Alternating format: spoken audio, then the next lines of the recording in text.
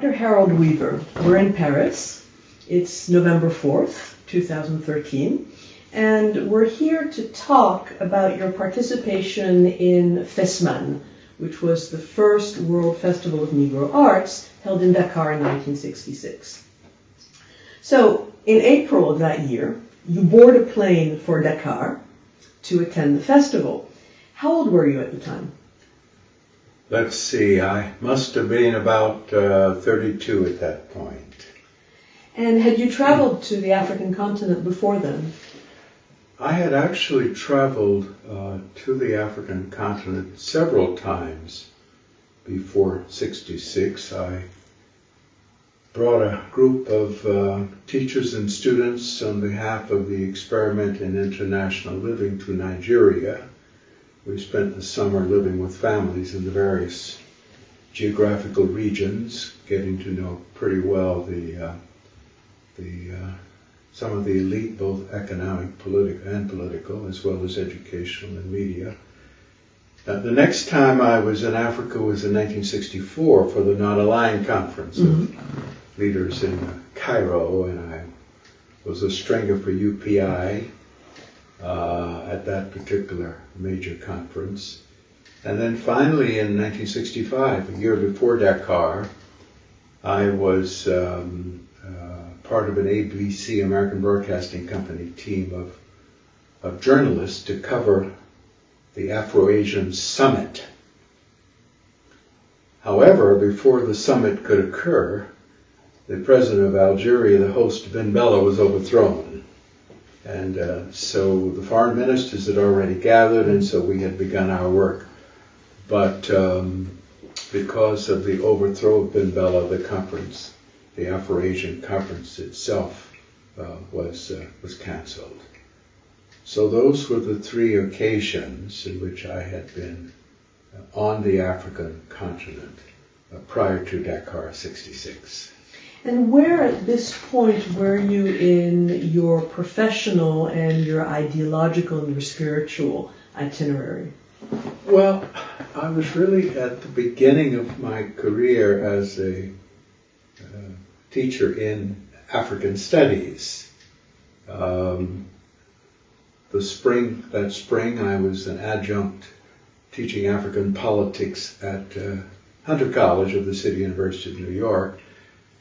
And then that fall I was to take a position at Long Island University, Southampton College, which had the only required Third World course in the world. All students their junior year had to take a course on the Third World, and so I was able to teach in my field right away, which was fortunate. So Dakar really provided a transition for those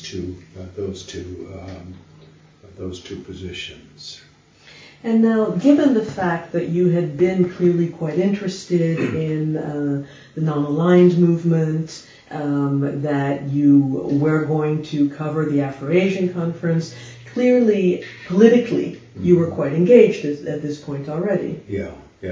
Well, and I should say not only the background of the African visits, but other visits, other involvements. For example, in 1959, I was a member of the official USA-USSR exchange program as a member of a youth delegation going to the Soviet Union.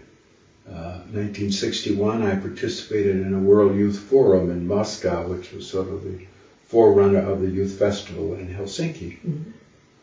I did participate in the Youth Festival in Helsinki in 1966, actually being recruited by none other than a woman named Gloria Steinem, who was leading an anti-festival organization that was financed by the Central Intelligence Agency. We learned later. And then 63, 64, I actually spent time as a journalist in the Soviet Union when I was collecting materials for my dissertation on Soviet training and research programs for Africa. So yes, my experience in Africa was limited to 3 trips, but my involvement in the transnational cultural relations, person-to-person diplomacy was broader than just the African continent, but interrelated in many ways. Now, when exactly and by whom were you approached to take part in the Dakar Festival? Well, one of the organizations that I was involved with was the American Society of African Culture, AMSAC.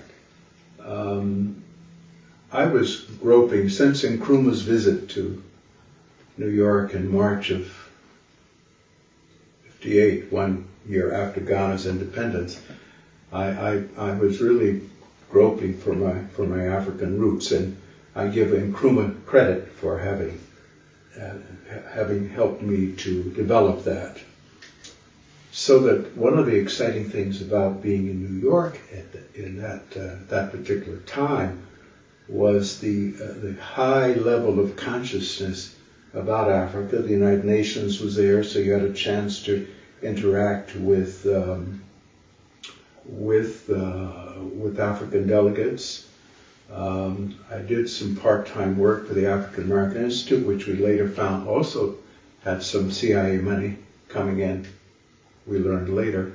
I was able to program young African leaders in the U.S. contribution to the Cold War of bringing over African leaders to try to young African leaders to try to expose them to the American way of life. And in doing that, I had a chance to meet exciting people, Papa Ibrahim Tal, the great artist from Senegal, and others. And what they remember most is that I introduced them to people like Malcolm X and Bayard Rustin and A. Philip Randolph. So my involvement in the cultural area was very deep. Now, I don't know if I've actually answered that question of yours, so maybe you want to repeat it. That was extremely interesting. I'm wondering by whom and in what context specifically you were approached. Yes, okay. That was just background. Actually, as I began to say, I was involved with all the organizations possible who had an interest in Africa. I had an immersion through New York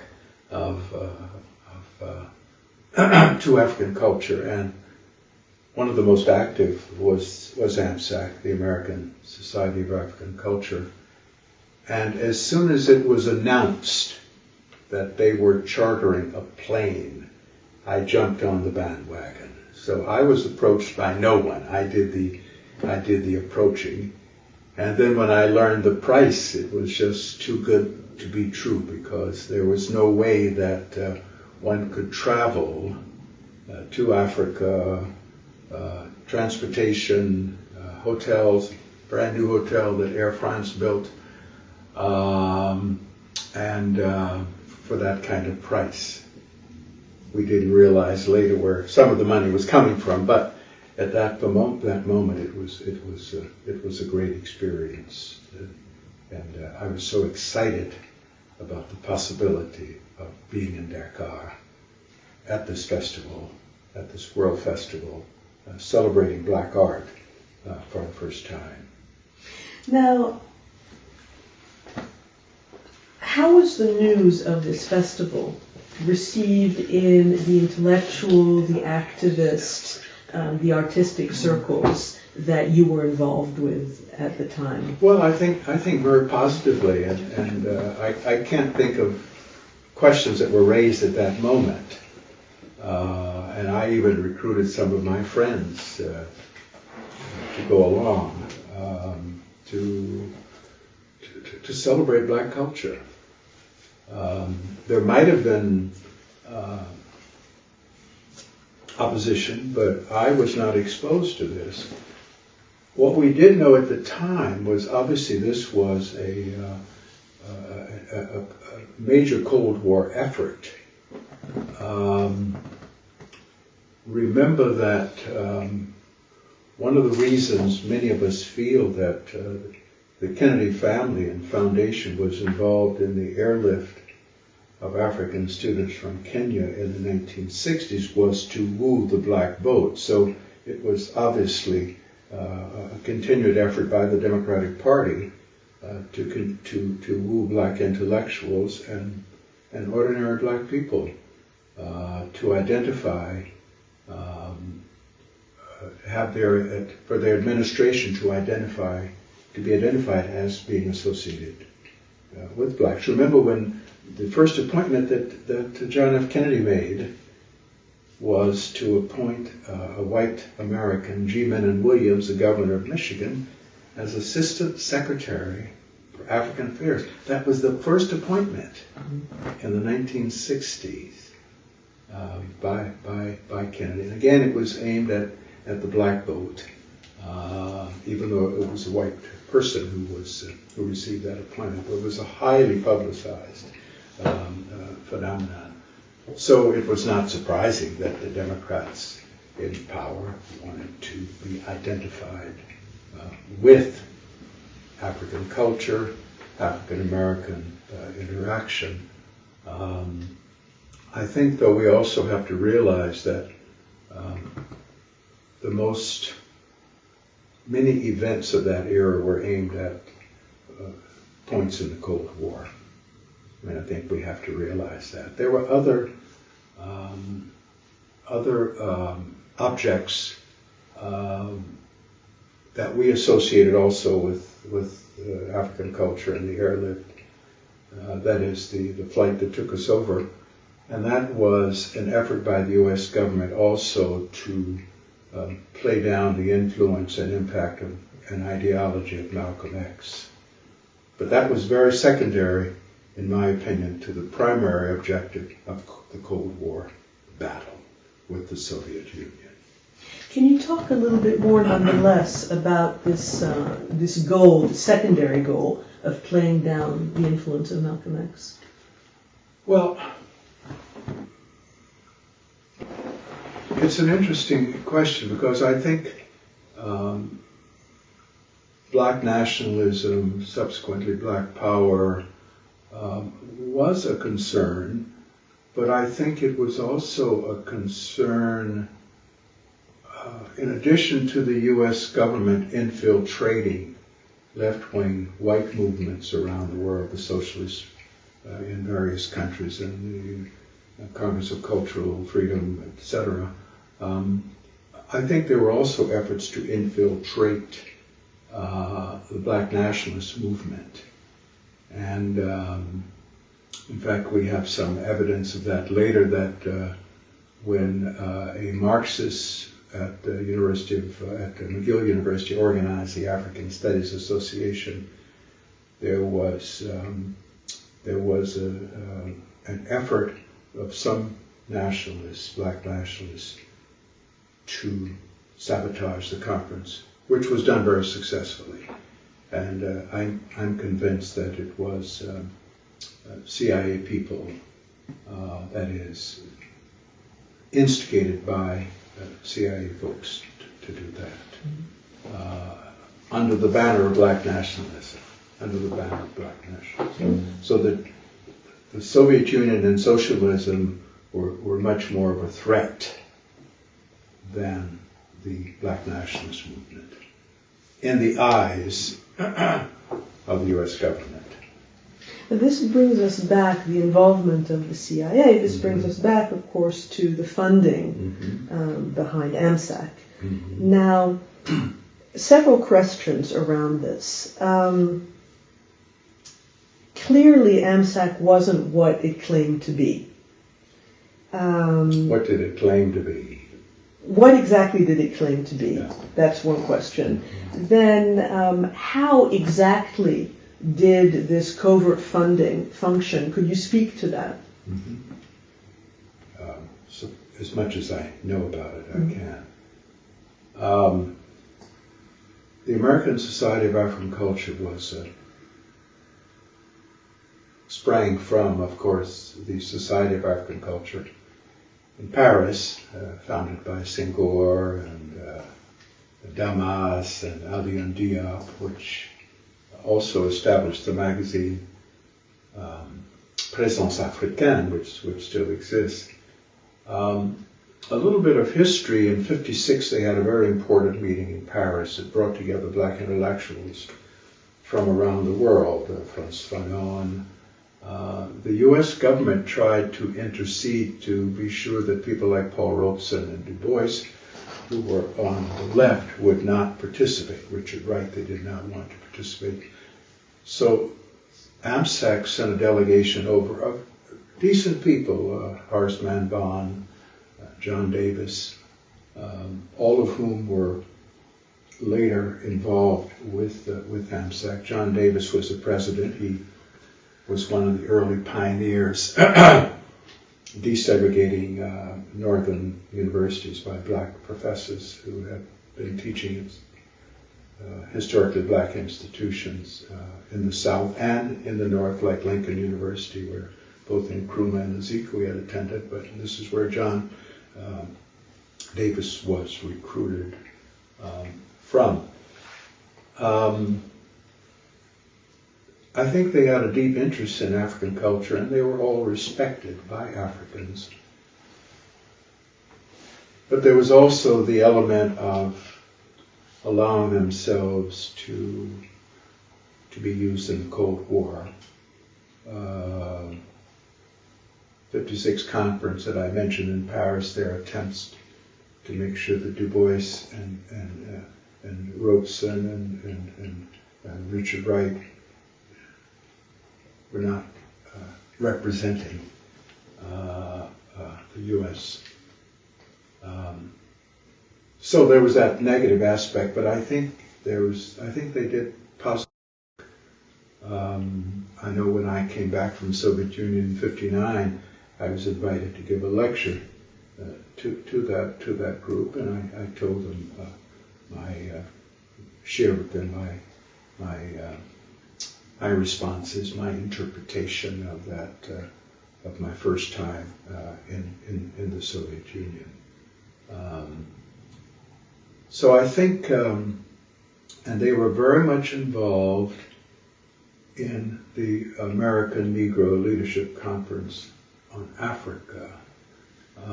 Almost any event that involved African affairs, somehow they were involved. And to what extent this was CIA supported, I do not know.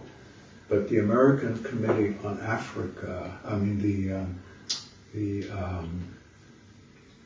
the conference, American Negro Leadership Conference on Africa, which was held at the Harriman House, the Harriman Estate of upstate New York, was convened by Martin Luther King, Philip Randolph, Roy Wilkins, so Dorothy Height, etc. The so-called Big Five or Big Six of the Civil Rights Movement was involved.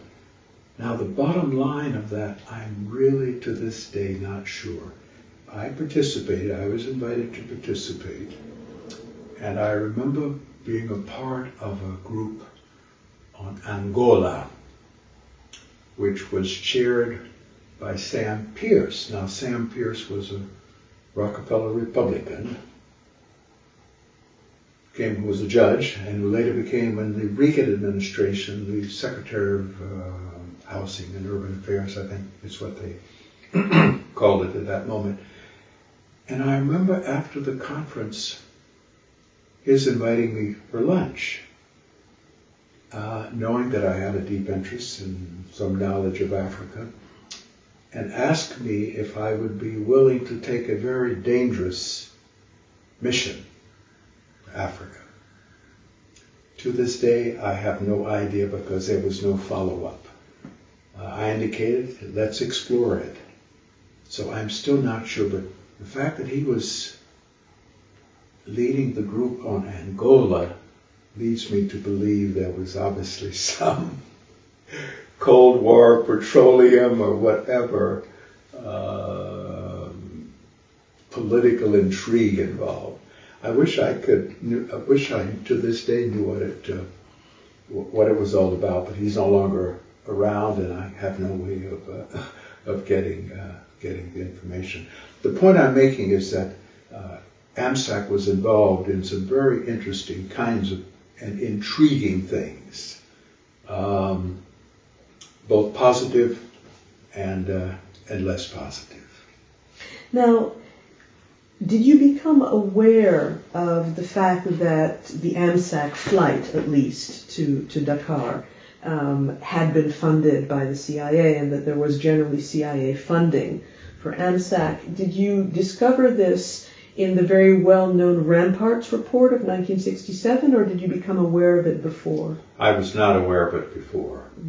Whether it was Ramparts or the New York Times or mainstream or publication, I'm not quite sure which it was, but whenever it hit the fan, the public fan, is when I first became aware precisely of both the AMSAC financing and the Independent Research Service financing that Gloria Steinem was involved in recruiting people to the various World Youth Festivals. The first one in Vienna in '59, and then the one I participated in Helsinki in '62.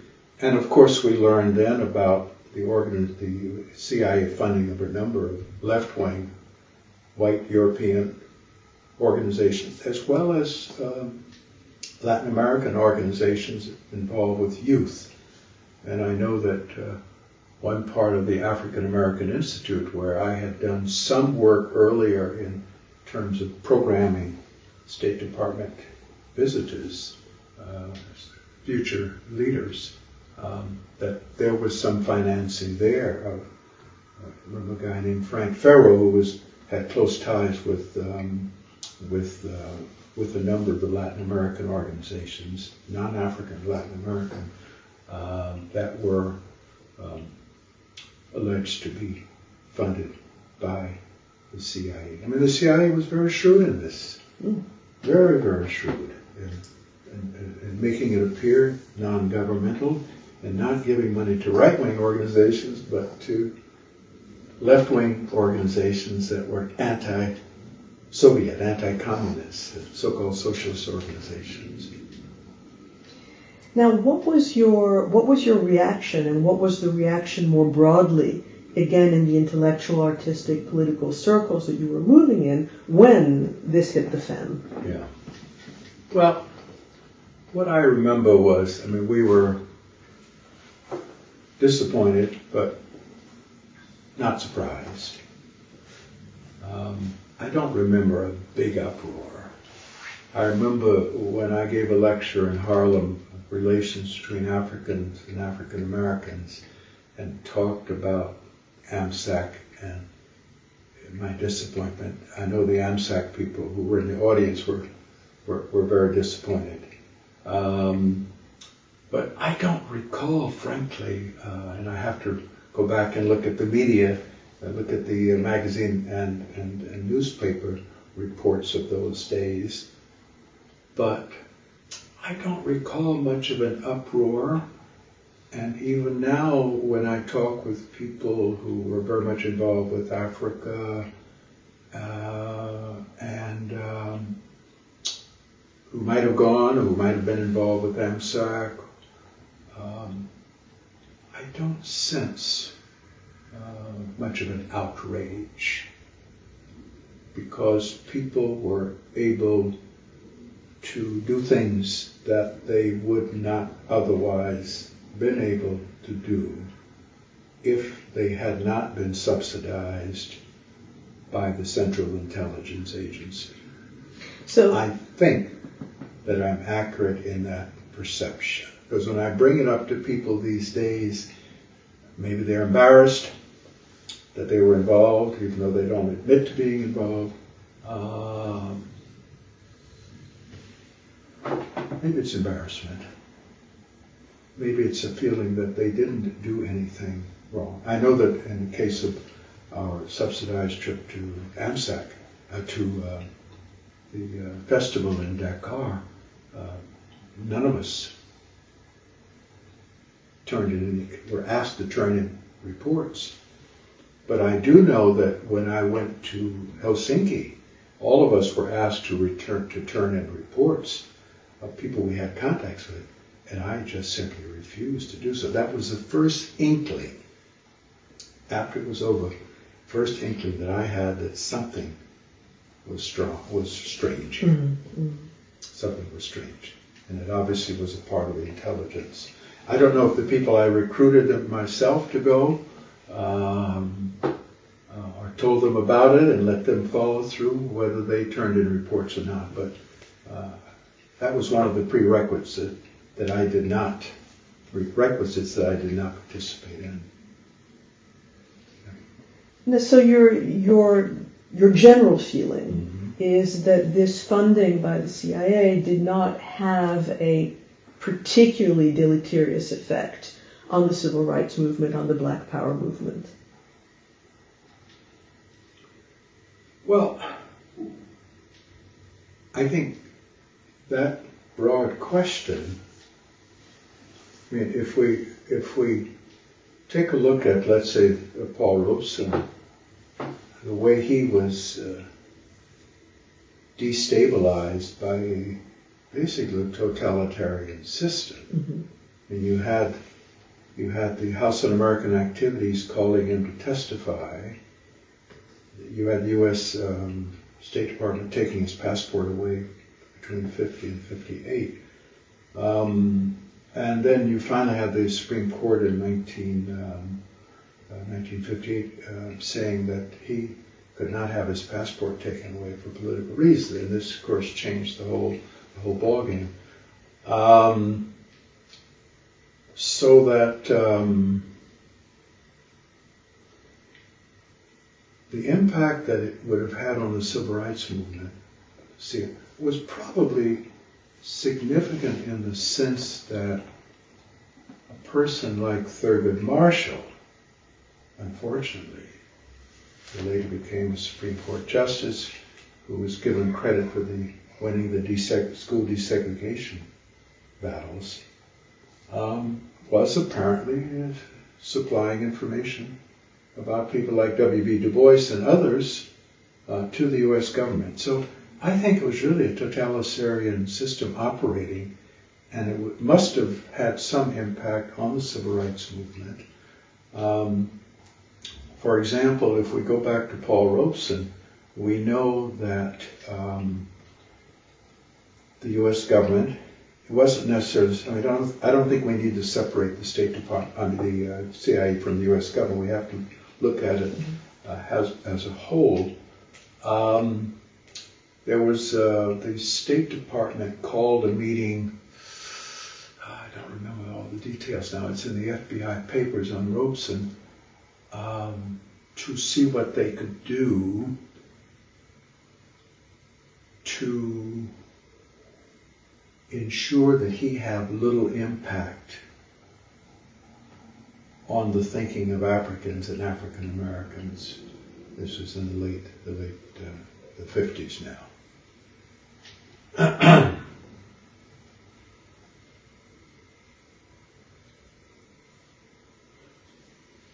So what they did was to agree at this meeting that an article would be placed in the Crisis, the magazine of the NAACP, the National Association for the Advancement of Colored People, indicating that Robeson was a fine man, but naive and had been misled. So these are the kinds of subtle and not so subtle incidents that the U.S. government was subsidizing to impact on the international human rights movement. I think if we go back to Malcolm now, you ask about Malcolm.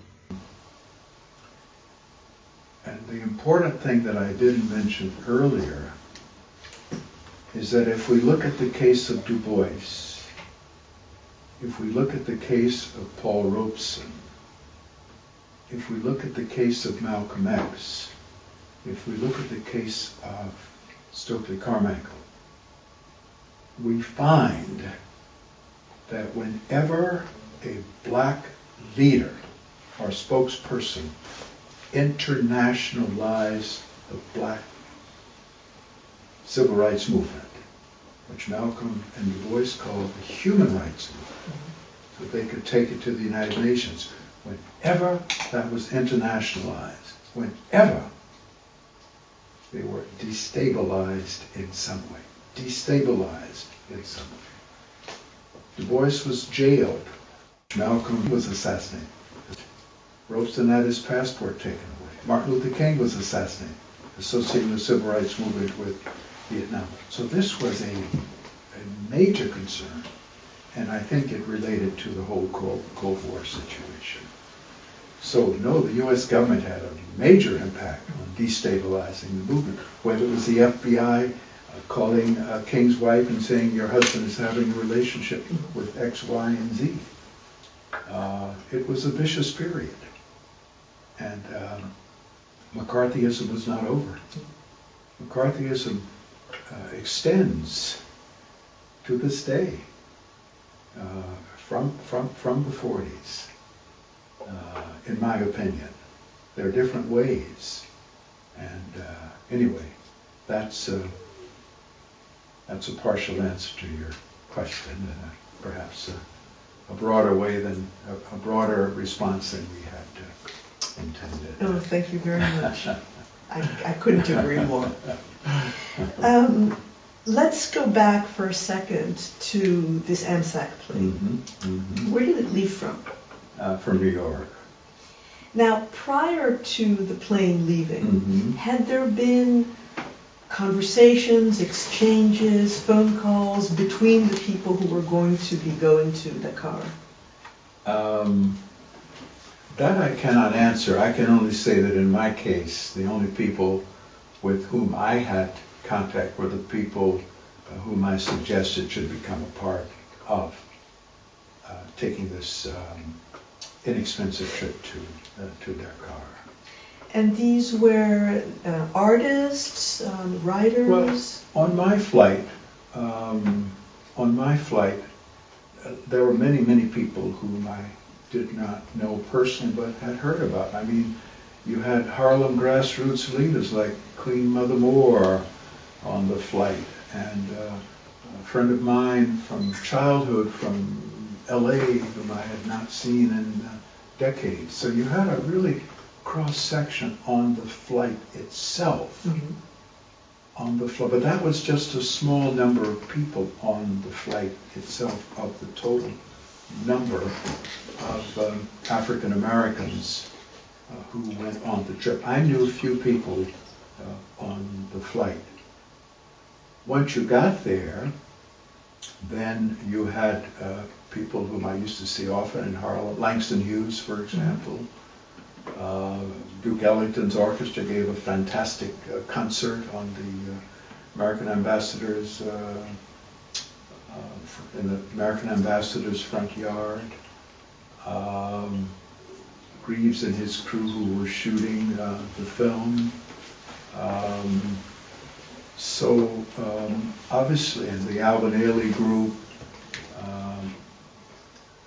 So you had different ways of transport that people took, but I don't think I have any other information about our flight because many of the people I did not know. And as I said, if there was communication, I don't recall the nature of material we got from AMSAC.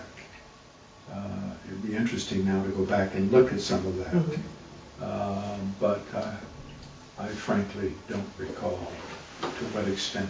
There was certainly no official orientation. Do you recall the atmosphere on the plane? Oh, the atmosphere was one of joy. Oh, yes, it was a very celebratory many of those folks had never been to Africa before, and many identified. Many would consider themselves, like Paul Robeson, as Africans in exile in the U.S. So that was I can't think of anyone on that flight, who I knew at least, who was not just excited about the flight, about being there. Yes, excitement, joy.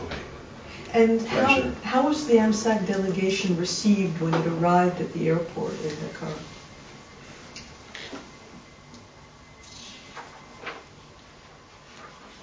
You know, I don't have memories of that. I do know that people in our flight were taken to this newly built Air France Meridian Hotel on the outskirts of Paris, of Dakar. Brand new, finished precisely in time for this event.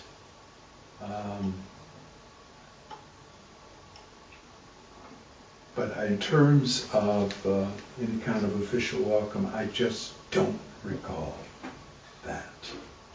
It may have been the case, but it's not a part of my exciting memories of Dakar. And so everyone on the plane was a member of AMSAC? Well, no, there was no such thing as membership. Or associated with AMSAC? Well, anybody can be a part of this. Example, a friend of mine whom I recruited to go, he had no interest in African affairs. I mean, he was a medical doctor, businessman in Chicago, but he and I had been roommates right after college. And so not everybody had an interest in Africa. That's why it was really a broad section of people, many of whom had not been to the continent before.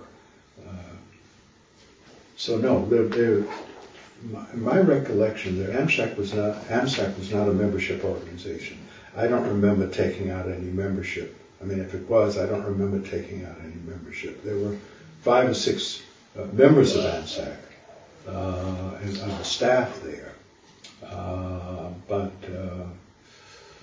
no, I don't think so. No, not membership. Now, nor was there any kind of political screening or anything. It was really first come, first serve. with about how many people on the plane? Well, how many people fitted on planes in those days? That's a good question. I was wondering that. I don't remember. Certainly under 100, not particularly. But as I said, a chartered flight, 66. We were barely into the jet age. Yeah. First time I ever went on a jet plane was in the Soviet Union. I think that was the first country where jets were commercialized first in '59. But I doubt if that was a jet, frankly. In fact, I'm almost certain it was not. Was it associated with a particular company? Yes, but I don't recall the name of the company. Where did it put Overseas. Penham? Overseas something or another. If I can remember written on the plane. But I suspect that even that company was subsidized by the CIA, was a CIA cover company, as I think back now, because I think that was one of the companies that was exposed in the media expose about the CIA involvement in a number of kinds of activities. Do you recall your very first impression of Dakar?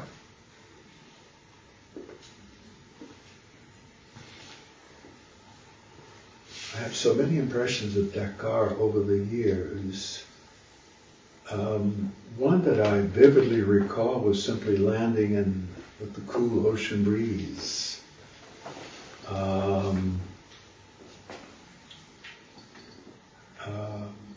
Another early impression was the beauty and gracefulness of the women in their fantastically attractive costumes. I had little contact with slums. I had the people whom I met at the festival or re-met, like Langston Hughes.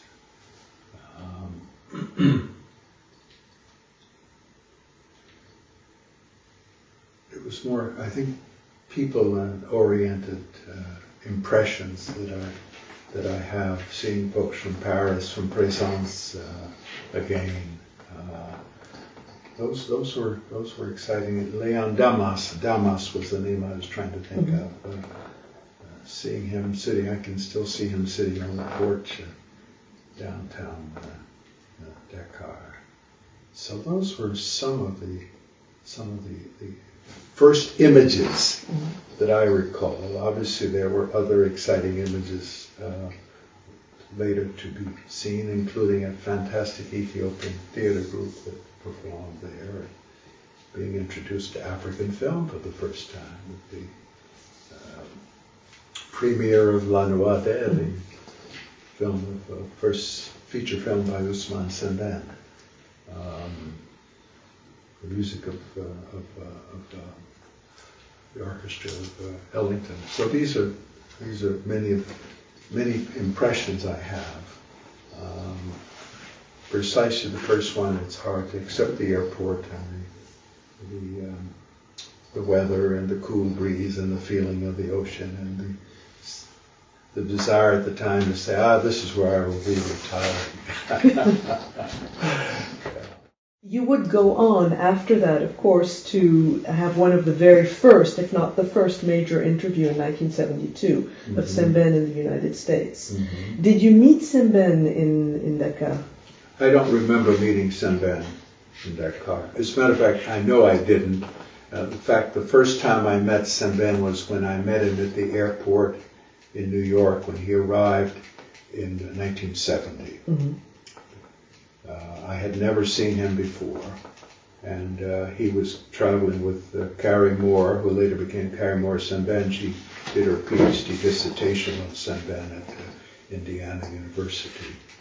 So no, the first time was 70 when I met him at the airport, and then he was my guest at the African Studies Association meeting, because at that point I was chairing, it was called the Visual Resources Committee of the African Studies Association, and we were presenting film and trying to get Africanists to use film more.